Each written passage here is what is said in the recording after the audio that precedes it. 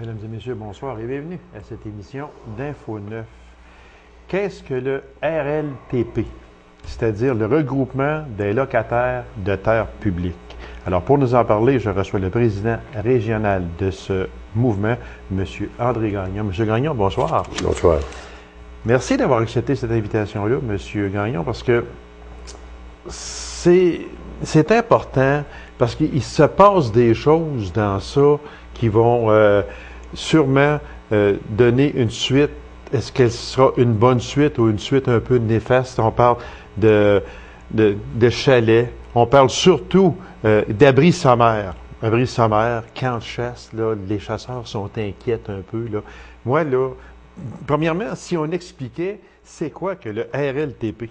Bon, le RLTP, c'est un mouvement qui a été fondé environ une quinzaine d'années pour venir en aide aux propriétaires d'abris sommaires. Nous, on appelle ça des camps de chasse. C'est ça, exactement. Puis la villégiature, les camps de villégiature. Ça a été formé du mécontentement qu'il y a eu au sein de la Fédération provinciale de la faune. Okay. À cette heure, notre début a été laborieux parce que la fédération, pas la fédération, mais RLTP, ça veut dire Regroupement des locataires de terres publiques. Il y a beaucoup qui pensaient que c'était une association qui regroupait des gars qui avaient des plantations de bois, ces choses-là. Okay. Après ça, on a eu une autre chose qui nous a pas aidé, abri sommaire. Abri sommaire, moi, quand j'ai commencé, là, 7-8 ans à Rouen, on parlait d'abri sommaire, on était complètement déconnectés. Okay? C'est pour ça que aussitôt qu'on a commencé, on a fait marquer sur nos pancartes abri sommaire, camp de chasse.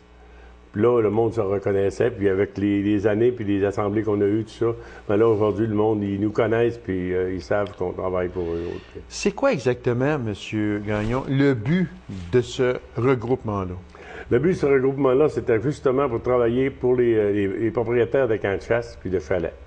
On a un mouvement qui travaille beaucoup, mais qui s'apparaît très peu.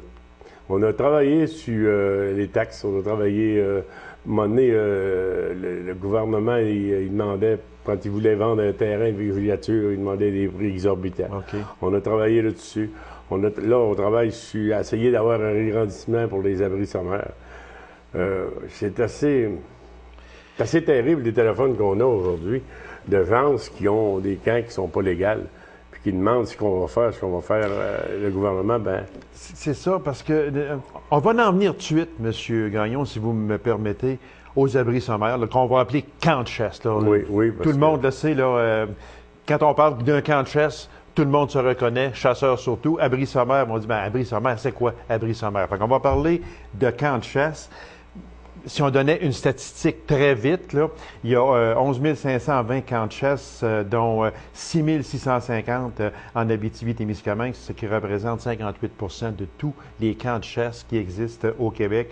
C'est la MRC de la Vallée de l'Or qui en a le plus avec 2281, suivi du Témiscamingue 1599, Rouyn-Noranda 1584, l'Abitibi, Abitibi-Est 848 et Abitibi-Ouest 338. Ça, ce sont les données qui ont été publiées par le MRNF en 2008. Bon, ça veut dire une chose, M. Gagnon, c'est que vous ne travaillez pas dans le vide, comme on dit, parce que il y a des chasseurs. Chez nous, il y en a beaucoup, puis il y a des abris sommaires qu'on va appeler et qu'on appelle camps de chasse. Fait que ça veut dire que ça a une portée qui est lourde. C'est une portée qui est lourde, puis on va juste laisser faire une petite parenthèse en concernant les abris sommaires. Le gouvernement ne voudra jamais appeler camp de chasse parce que la journée qu'ils appelleront ça un camp de chasse, là, ils vont devoir changer le loi. C'est pour ça qu'on a de la misère à certains endroits. Changer leur loi. Regarde, un abri sommaire, c'est ce qu'il peut y avoir de plus sommaire en forêt. OK. Rendu qu'un camp de chasse, si on appellerait ça un camp de chasse, on aurait peut-être le droit d'avoir de l'eau courante, on pourrait peut-être l'avoir OK, là, on embarque dans quelque chose. D'autres choses, là, qui tu sais... C'est plus complexe à ce moment-là. C'est plus... Je comprends de votre point de vue. C'est presque un chalet en pleine forêt. Oui, parce que là, ils nous offrent la villégiature éloignée pour les abris sommaires qui veulent s'allonger. Ils veulent mettre 16 par 20 ou 20 par 20. Quantité de villégiature, tu as le droit de... Mais il y a une chose... quand on me parle de villégiature en tant que représentant du regroupement des locataires de terres publiques, j'ai peur. J'ai vraiment peur parce que pas pour les années qui vont venir, pas pour l'an prochain peut-être, mais peut-être d'une dizaine d'années. Pourquoi que ça vous fait peur? Ben, je sais on a parlé un peu avant d'entrer en onde, là, mais... Quand on parle de villégiature, ça engendre un tapon de choses, OK? Ça engendre des tanks septiques, ça engendre... faut que tu te conformes à la villégiature. Je me demande pourquoi que le gouvernement serait d'accord à faire enlever les lois pour faire de la villégiature éloignée. Ils appelleraient ça de la villégiature éloignée. Puis ils veulent pas changer les lois en concernant les abrissements, nous donner la chance de grandir de 6 pieds, qui ferait 16 par 20. On est prêt à changer. C'est ça qui me fait peur, monsieur. On est prêt à changer la loi de la villégiature pour faire plaisir à... Mais on dirait qu'il y a une attrape-nigo quelque part. Moi, à mon idée, écoutez, je travaille là-dedans, ça assez longtemps. On parle de ça avec les responsables du gouvernement, puis là, ils nous disent, M. Gouvernement, s'ils me promettent, s'ils arriveraient et nous promettraient qu'on va... Si vous avez, je ne sais pas si vous êtes un chasseur, mais moi, là, je suis pas capable de concevoir que demain matin, on va arriver en forêt en Abitibi-Témiscamingue, puis on va dire, vous avez un abri sommaire qui va avoir, on va changer ça pour la villégiature, on va avoir 4000 mètres carrés. Puis, ça rentre pas. Il y a quelque chose dans l'engrenage qui rentre pas. C'est certain que quand on parle à des gens à Rouen, mes supérieurs ont rencontré le gouvernement il y a environ 3 semaines, on parle de ça. Premièrement, il y a eu une grosse surprise par rapport au vice-ministre, quand on est arrivé avec la pétition que j'ai fait signer l'an passé. Qu'on est arrivé avec des lettres d'appui de toutes les MRC de l'Abitibi-Témiscamingue. On est arrivé avec une lettre d'appui de la CRE. On est arrivé avec... moi, dans mon premier cours, j'avais une lettre d'appui de la Fédération provinciale de la faune, qui aujourd'hui s'appelle la Fédération Chasse-à-Pêche. On a tous les appuis de tous les intervenants intéressés en Abitibi-Témiscamingue. C'est pas pour rien que M. Bernard donne tant de temps et qu'il essaye de faire comprendre aux personnes intéressées ou aux personnes responsables que c'est gros, il fait la chasse, vous savez. C'est un tapon d'argent qu'on emmène au gouvernement. Des retombées énormes dans la province. On a l'air à nous ignorer, pareil, comme si on serait une gang de, excusez le mot, une gang de tourloux. Les gars qui vont en face, mais on ne sait pas trop quoi faire. Une carabine des mains, puis moi, ils vont me changer, monsieur, ils vont me promener ici en ville, vous savez jamais que je suis un chasseur. Je ne suis pas le même type quand je me promène en ville que quand je me promène en forêt. C'est pas... Moi, là, je me dis à moi-même, on parle, on fait venir des Européens pour se promener en skidoo, en 4 roues, en ça. Nous autres sites, on a des gens qui viennent de Montréal, il y en a même qui viennent des États-Unis venir à faire. Ça amène un tapon d'argent à site, puis on a de l'air à penser que on est négligeable, les chasseurs. Mais savez-vous, après un sondage qu'on a fait il y a 3 ans, en Abitibi-Témiscamingue, quand tu as un abri sommaire, mon camp de chasse est là, ça représente... Il y a 7 personnes concernées. 7 personnes concernées, vraiment concernées par l'abri sommaire. Il y a le propriétaire, puis il y a 7 personnes concernées par l'abri sommaire. En Abitibi-Témiscamingue. En Gaspésie, ils sont 16 personnes. Mais mon Dieu. Ça fait du monde, ça. Bien, c'est sûr. Mais est-ce que le gouvernement, par la voix du député, M. Bernard, député de Rouen-Noranda-Témiscamingue, le ministre Corbeil. Oui. Est-ce que ces 2 personnes-là sont sensibilisées à ça? Puis, est-ce qu'ils prennent à cœur ce dossier-là? Sans faire de politique. Non, on ne fait pas de politique parce que, en premier, quand on a parti le dossier, c'était M. Corbeil qui était ministre des Terres. Oui, c'est ça. On a rencontré plusieurs fois son attaché politique. Lui, M. Corbeil, on n'a pas eu la chance de le rencontrer. Je l'ai rencontré une fois, moi, dans un salon à Val-d'Or, un salon de 15 semaines. Quand, là, je vais m'ouvrir une parenthèse un peu, quand Mme Moras était députée, j'ai fait mener une pétition, elle l'a présentée là-bas. Quand M. Bernard est revenu en politique, j'ai été le rencontrer, puis là, il est venu à une de mes assemblées, j'ai eu à Rouen, il a passé.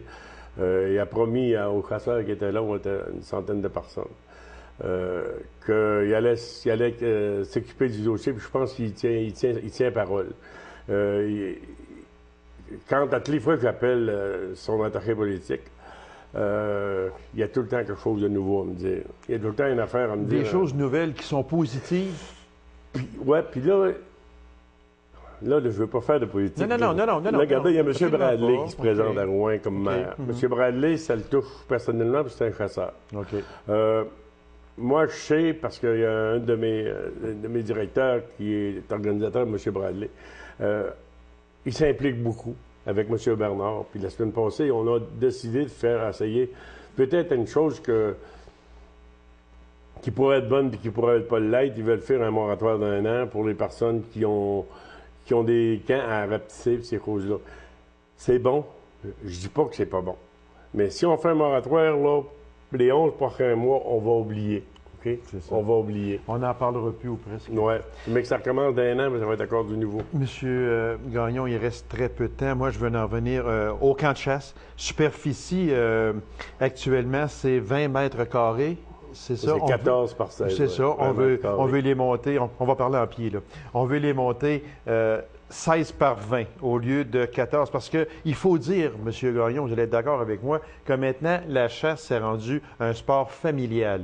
On va là en famille très souvent. Avant ça, on avait droit à un orignal par permis. Maintenant, c'est un orignal par 2 permis. Donc, c'est 2 chasseurs qui habituellement peuvent emmener leur conjoint ou conjointe. Ça fait 4. Les enfants, souvent, se joignent à ces personnes-là. On se ramasse 7, 8 dans un camp de chasse de 14 par 16. Ça devient petit. Est-ce qu'aujourd'hui, on parle de la chasse, là, parce que là, elle est ouverte, la chasse, là. Est-ce que c'est encore... Les personnes n'ont pas eu pour l'instant à changer, à rapetisser leur camp de chasse? Il y en a beaucoup qui ont eu ils ont eu à rapetisser, ils ont eu une extension de 6 mois pour être capable d'en venir à rapetisser. On dirait tout le temps que le gouvernement veut qu'on s'aille hors de la loi. C'est drôle, ils ne sont pas capables de comprendre qu'encore cette année, ils ont monté le permis de chasse de 10 $. Oui. Ça fait que 4 gars qui sont dans un camp et qui payent 40 pièces de plus cette année, oui. Ils n'ont rien là. Ils n'ont pas absolument rien. On leur demande, nous autres, de respecter un peu le chasseur puis de nous donner une petite extension de 6 pieds qui nous permettrait de faire des chambres. Parce que la mère qui vient en forêt, la dame qui vient en forêt, elle aime tout le temps avoir une petite intimité. On serait capable de faire une petite chambre au bout de notre camp, ça ne nous arrangerait pas. Après ça... Ça englobe beaucoup de choses. Beaucoup. Puis, mais un moratoire, je vais en revenir sur ça, puis je suis d'accord avec vous, si on met un moratoire de 11 mois, disons, comme vous dites, ouais.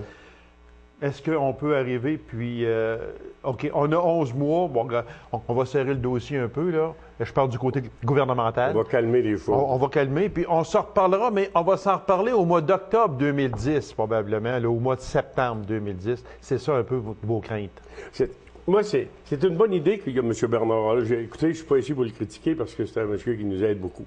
Mais il reste une chose que si on met un moratoire d'1 an, puis qu'on n'en parle pas pendant 1 an des camps de chasse, ça va faire quoi? Exactement. Ça va revenir d'1 an, on va revenir au même problème. Moi, j'aimerais mieux qu'on crèverait l'abcès pendant qu'elle est là. Elle est là. Puis essayer de la crever. On vide le dossier. Puis là, si jamais des fois, à l'automne, nous autres, comme ils nous ont promis qu'on aurait quelque chose dessus, on va voir ce qu'ils vont nous dire. S'il y a des ouvertures pour... mais... C'est encore trop... il n'y a rien encore qui est vraiment bien déclenché sur ça, puis que vous n'avez pas de positif pour tout de suite à annoncer. Monsieur Gagnon, on est obligé d'arrêter. Le temps nous manque, mais vous allez me faire une promesse de revenir. Oui. Parce qu'on a tellement de choses encore à parler, comme les chemins forestiers, on a les chalets qu'on n'a pas parlé. En tout cas, on a beaucoup de choses, puis peut-être que dans ce temps-là, il y aura à ce moment-là aussi des développements nouveaux. J'aimerais beaucoup revenir. Monsieur Gagnon, vous allez... Je vais vous faire... Ah oui, il n'y a aucun problème. On va se revoir avant les fêtes, soyez assurés de ça. Bon, ben, je vous remercie beaucoup. Mais c'est moi qui vous remercie. Ça va me faire plaisir de revenir. C'est moi qui vous remercie, M. Gagnon. Courte pause, mesdames et messieurs, et on vous revient dans quelques instants. Restez avec nous. Si vous voulez en entendre des vertes et des pommures, là, on parle d'histoire de chasse. Vous savez que, mon Dieu, la chasse arrive à grands pas. qui s'en compte-tu des histoires à la chasse? Puis quand on sort de la chasse, on a toujours des histoires extraordinaires à compter. Mais si vous voulez en lire et en regarder, parce qu'il y a un DVD aussi, je pense que pour en entendre, il n'y a vraiment rien de mieux que d'aller dans un camp de chasse. On va à la chasse, puis on est une gang de chums dans un camp de chasse, puis là, on en entend, comme je disais tantôt, des vêtres qui n'étaient pas mûres. Ou, si vous préférez aussi, vous pouvez lire le livre de mon invité, qui s'est fait un plaisir d'écrire un livre sur tout ce qui concerne la chasse à l'orignal, mais surtout les histoires de chasse. Alors, je vous présente l'auteur de ce livre et de ce DVD, c'est M. Réal Desty de Rouyn-Noranda au Des-Vins. Bonsoir, M. Desty. Bonjour. Merci d'avoir accepté cette invitation-là. Moi, je ris encore, Ouais. parce que ce petit livre-là, il a vraiment fait rire. En tout cas, moi, il m'a fait vraiment rire, parce que c'est quasiment... est-ce que c'est tout vrai, ce qu'il y a là-dedans? Parce qu'on parle de légende, menterie et vérité sur la chasse à l'orignal. Ben, je peux te donner l'origine du titre. Oui, OK. C'est qu'au départ, moi, j'ai rencontré beaucoup de chasseurs, puis je me suis fait raconter des histoires incroyables. Ça a commencé avec ma retraite. Tu sais, OK. Quand j'ai pris ma retraite de mon travail, j'ai décidé de faire des choses que j'aimais. Et j'aimais beaucoup la chasse à l'orignal puis les histoires qu'on entendait. Fait que j'ai recueilli des histoires partout en Abitibi-Témiscamingue. Puis de ces histoires-là, écoute, peut-être 200 histoires. Moi, j'en ai retenu 25 que j'avais jamais entendues ou vues nulle part. Et puis que je trouvais pas mal intéressantes. Puis je me suis mis à écrire ça. Puis j'en ai fait le livre que voilà. C'est de même que ça a originé l'histoire de ça. Maintenant, le titre que tu me demandais, c'est Oui, justement, l'histoire... parce que le titre, c'est Légende, menterie et vérité. Ben parce oui. qu'il se dit des vérités à la chasse à l'orignal. Ben, écoute, mais, moi, mais ça se peut-tu qu'ils se disent plus de menterie un petit peu? Moi, j'avais des doutes. Fait que quand les gars me contaient leurs histoires, ils me disaient tous que c'était vrai, Ah que oui, c'était ça, arrivé. c'est sûr que c'est vrai. Ben moi, par respect pour le lecteur, j'ai décidé de lui laisser l'opportunité de décider. À savoir, c'est-tu une légende qu'il lit, c'est-tu une menterie ou c'est-tu la vérité qu'on a là. Fait que à chaque histoire, il peut dire, moi, d'après moi, ça, c'est pas vrai. C'est ça. pas vrai. Mais j'ai remarqué une chose, les gens qui l'ont lu à date m'ont dit, celle-là est vraie, celle-là Ah, est pas OK. vraie. Mais je me suis Le vrai aperçu- chasseur l'a vu. Oh, non, même pas. Même pas. Il y en a même qui me comptaient, disaient ça, c'est sûrement pas vrai, ça se peut pas, puis ça l'est arrivé. Parce que moi, j'ai fait de la chasse à l'orignal pendant 20 quelques années. Puis j'ai dévoré ce livre-là. Là. Puis même, il y a des bouts que j'ai relus là, parce que c'était vraiment drôle. Puis c'est sûr qu'il y a des choses qu'on sent, que c'est vrai. Mais il y a des choses qu'on sent aussi. Mais non, ça se peut pas. Puis ça peut être arrivé. Comme vous l'avez oui, si bien c'est dit. surprenant. Monsieur Desty, moi j'aimerais, parce que là, ce matin, on prend pas un coup, là, parce que Non, nous autres, non, on non. est l'avant-midi, là. Ah, c'est sûr, c'est sûr. Puis on n'est pas à la chasse. Puis on n'est pas en En chasse. plus de ça. Mais, ça a une histoire, ça. Tido, potion magique. Je sais pas si on va demander au caméraman. Bon, OK, on va... Comme ça ici, Jean, c'est correct? Potion magique. Pourquoi avoir emporté ça, puis puis le montrer à la télé? Parce que potion magique, là-dedans, là, je pense qu'il n'y a pas une histoire où il n'y a pas question de potion magique. Ben, au départ, on voit que ça ressemble étrangement à une bouteille de bière. Et que ça y Hein? ressemble. Hein? Moi, Ça y ressemble. je ne voulais pas favoriser une compagnie en particulier. C'est bien, parfait. Ce qui fait que je regardais ça, moi, à la chasse, là, c'est qu'on disait toujours, après avoir tué un orignal, on le fêtait. Puis j'avais remarqué que ça allongeait les histoires des fois. Oui. En fait, c'était le panache est plus long, Oui. et puis il y a plus de viande. Oui, C'est l'orignal. exact, c'est ça. Ce qui fait que je me suis dit, dans le fond, ça là, c'est magique. Hein? Fait qu'après la chasse, on prenait une petite bière, puis Ouais. on finissait toujours par y donner une vertu, comme grossir les panaches, allonger les histoires, faire tomber les paupières. Oui, aussi. Puis en plus de ça, on l'a tiré, là, on est rendu des fois qu'on l'a tiré à mire ouverte à 2500 pieds. À peu près. Ça, c'est certain. Mais il faut comprendre qu'après avoir pris une coupe de bouteilles de potions magiques, un chasseur, qui n'est pas un menteur en passant, un chasseur, c'est qu'une personne qui... C'est un gars qui transporte la vérité sans précaution. C'est à peu près ça. Oui, c'est à peu près ça. Oui, j'aime ça. Là, je me vise en disant ça parce que je l'ai été longtemps chasseur. Peut-être tout en étant débordant d'enthousiasme. Oui, c'est ça. Mais j'aime ça, ta vérité sans précaution. C'est amusant, ça. Les noms dans ça, M. Dusty, est-ce que ce sont des noms fictifs ou bien non? La plupart sont vrais. Okay. Par exemple, il y a la moitié des histoires qui nous sont arrivées à mon camp de chasse et on a mis les prénoms, Léo, Louis, Arthur. C'est vraiment des gens qui existent, qui se reconnaissent dans le livre. Il y a une chose. Ça, là, c'est sorti de...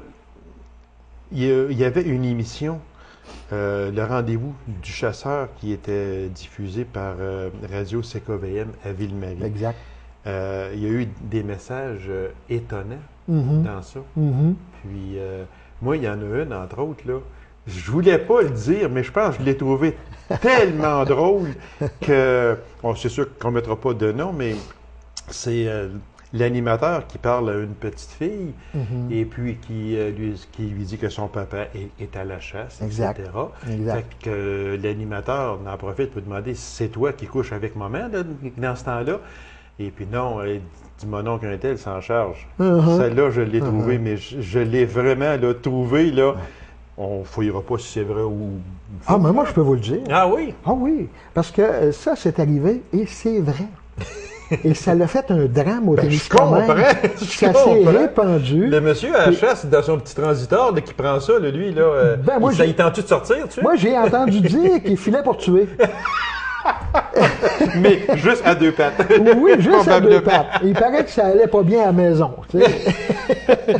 Alors, vous avez pris beaucoup de ces messages-là à la radio. Oui. Puis les gens vous ont appelé aussi, sûrement, ou vous avez rencontré des gens au départ, pour la question de la radio, là, oui. J'ai été rencontrer mon bon ami Yves Bertrand, qui est annonceur au poste de la radio depuis très longtemps, puis qui a fait beaucoup de rendez-vous de chasseurs. Puis on s'est assis ensemble, puis on a sorti toutes les anecdotes. En fait, dans le livre, on en retrouve un peu plus qu'une vingtaine d'anecdotes qui se sont passées au rendez-vous du chasseur. OK. C'est de même que c'est arrivé. Moi, là, si je vous demandais à brûle pour point, comme ça, M. Dusty, là, de me résumer une histoire de chasse, ça serait quoi? Ben écoute, moi, je pourrais te parler de mon vieux chum Léo, par exemple, que Léo, là, c'était le plus âgé, sauf que de caractère, c'était le plus jeune. Fait que il aimait ça, la chasse. Puis le samedi matin, lui, il fumait la pipe, tu sais, avec une odeur aromatisée, là. Fait qu'il s'installe sur le devant du camp, il lâche une belle petite cale, puis il allume sa pipe, puis il attend. Mais là, il a sorti un petit boc, là, 60 pouces de panache. Ah, juste ça? Ah, mon Dieu, il faut dire que Léo, il avait une colle jeune un peu. OK. Puis, là, le boc est arrivé, puis il a senti l'odeur de la pipe. Oui, parce que l'odorat, oui. Il s'est envenu, puis quand il s'est approché de Léo, Léo a eu comme le buck fever, tu sais. Il a arrêté de bouger. Surpris de voir l'orignal qui s'est approché pour mettre son nez juste au-dessus de la pipe puis aspirer toute la boucane qui sortait de là. Mais ça l'a été jusqu'à l'orignal a poussé la pipe de côté pour être capable de la prendre dans ses babines, puis en tirer 2 bonnes puffs. Puis là, tu comprends, quand il a lâché ça, ça a fait de la boucane dans les yeux de Léo, ça. Puis il me dit que l'orignal, il a fait un clin d'œil. Ça, je suis pas sûr. Peut-être c'est la boucane, tu comprends? Mais quand il a vu ça, il a pris sa carabine, il l'a coté sur la tête de l'orignal, puis il l'a tué. L'orignal est tombé là. Mais ça, il y a une morale à ça. J'ai hâte de l'entendre. D'après moi, là, ce que j'en ai tiré comme morale, c'est que fumer, là, ça peut raccourcir la vie. Ça, c'est vrai. Exactement. Puis, est-ce que ça a fait une viande fumée? On m'a dit que le devant. Ah, le devant. Ouais. Moi, je veux aller avec ça ici. Je sais pas, Jean va nous donner un gros plan. Ça, là, vous n'avez pas emporté ça là, pour le plaisir de la chose. Ça a sûrement une raison. Ah, écoute, vous allez, c'est ça, c'est ce qu'on appelle en vrai langage du chasseur, c'est un beau petit call, comme on dit. Hein? C'est un beau petit call. Pourquoi vous nous avez emporté ça, monsieur? Ça, monsieur, là, ce petit bourgeot-là, là, ce petit call-là, là, il a été fait par une légende. Tiviateur. Tiviateur Belle Humeur de Béarn. Lui, il m'a fait ça, puis il m'a dit, Réal, avec ça, sors, il me l'a montré après ça, il dit, sors la colle inventaire. Et il y a juste ce bourgeot-là qui est capable de sortir le son de la colle inventaire. Ça, avec ça, là, tu lâches ta colle, que moi je sais faire, là, puis tout ce qu'il y a d'original alentour sort. OK. S'il n'en sort pas, ben change de place. Parce que s'il n'y en a pas. C'est ça. C'est pas parce que ça a été mal collé, comme on dit. C'est parce qu'il n'a pas. Avec ça, là. Avec ça, là, c'est. Puis moi, l'expérience que j'ai acquis de Tiviateur, ne peut pas manquer mon coup avec ça, là. Peut pas. Moi, là, j'aurais un problème avec ça. Oui. Parce que moi, quand j'allais à la chasse, j'avais un beau col en babiche d'orignal Ouais. que j'ai encore aujourd'hui. Mais moi, là, pour atténuer le son, je mettais un pied de bleuet dans le fond. Ça, c'est pas une légende. C'est pas une menderie, ça, là. Un pied de bleuet. Oui, je mettais un pied de bleuet, alors ça amoindrissait le son. J'aurais de la misère à rentrer un pied de bleuet là-dedans. Oui, c'est sûr, c'est sûr. Faudrait que tu ailles en Europe et tu prennes ce qu'ils appellent des myrtilles. Ça, c'est un peu plus petit que les bleuets. Oui, exactement. On m'a dit ça. On va essayer ça. On ira chercher en Europe. Moi, si je vous demandais, M. Dusty, là, la plus drôle, l'histoire, il reste juste 2 minutes déjà, ça n'a pas de sens, ça va falloir revenir, M. Écoute, Dusty. la plus drôle, écoute, je te la résume ou ben non que je te dise laquelle? Laquelle? Parce que là, on va manquer de temps. Ben, moi, une que j'aime beaucoup, c'est La voleuse de canot. Ça, c'est bel et bien écrit là-dedans, on l'a bel et bien lu. Elle est même, elle est à la fois sur le livre et elle est sur le DVD également. Oui, exactement, parce qu'il faut en parler aussi du DVD. Jean me fait des gros signes là, de venir, tu sais, on va mettre ça. Ça, c'est le DVD et le livre qui est ici, le DVD qui est ici, qui est en vente un peu partout, monsieur. Oui, absolument. Écoute, chaque paroisse d'Abitibi-Témiscamingue a au moins une épicerie ou un dépanneur. Oui, j'en ai et vu, à chaque endroit, j'ai un présentoir. C'est tome 2. Ça va venir. Ça va venir parce qu'il est tout écrit. Il est tout écrit. Oui, j'ai continué à rencontrer des chasseurs. J'ai commencé à avoir des feedbacks du livre qu'on m'a. Parce qu'à la fin du livre, j'ai dit aux gens, si vous voulez m'en envoyer, gênez-vous pas. Puis j'en ai reçu, ce qui fait qu'actuellement, j'ai un livre complet d'écrit, mais on va terminer de commercialiser celui-là. Oui, OK. Puis j'espère sortir l'autre un peu plus tard. Monsieur Dusty, vous allez me faire une promesse, vous. Oui. Vous allez me faire la promesse de, après la chasse 2009, là, cette année, vous allez revenir. Ah oui? Vous allez revenir parce que on n'a même pas parlé du corps de ce que c'est qu'on voulait parler. Ah mon Dieu Seigneur, il y en a des choses à dire là-dessus. Il y en a des choses à dire. Vous savez.